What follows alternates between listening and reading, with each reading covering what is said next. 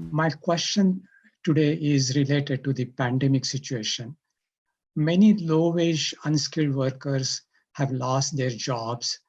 Hence, such unemployed workers' family doesn't have a roof on their head, nor food for their hungry children. How can I tell such a desperate person to be happy? And on a larger scale, in this world, every human being is affected by this pandemic, from a 9 days old baby to a 99-year-old person. They're suffering.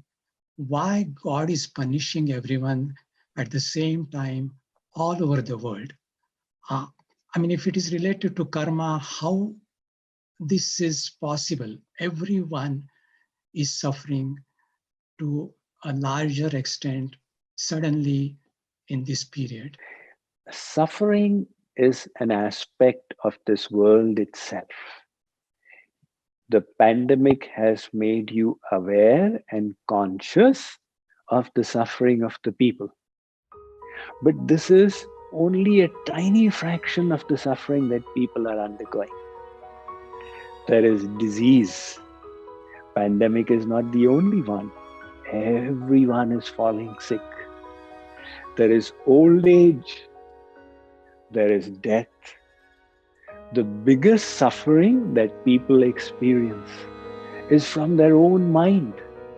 The body is perfectly healthy, they live in good homes, they have good families, but the mind itself is tormenting them.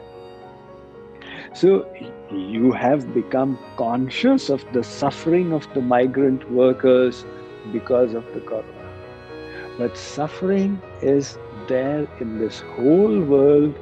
Dukkhalayam ashashvatam. It is said the nature of this world is dukkhamay, full of suffering, and ashashvat, temporary. So either you say God doesn't know what He is doing, or you should be willing to submit your intellect. In His divine wisdom, what He is doing is for our benefit. So the kind of complaint that we offer, God doesn't know what He's doing. The little child also fights with the mother like that. The child says, "Mommy, I want this." And the mother says, "It's not good for you. Right now, go and stand against the wall and don't speak to anybody." When the mother is giving that kind of misery to the child, it is for the child's benefit. In the same way, everybody in this world is here because we have turned our backs to God. If we could find happiness here, there would be no need for God. But the fact is, not one soul can ever find happiness in this world without bhakti. Himate anal prakat baru hoi, vimukh ram sukh pavan koi. The Ramayana states, you may be able to get fire to manifest from ice. This impossible may become possible.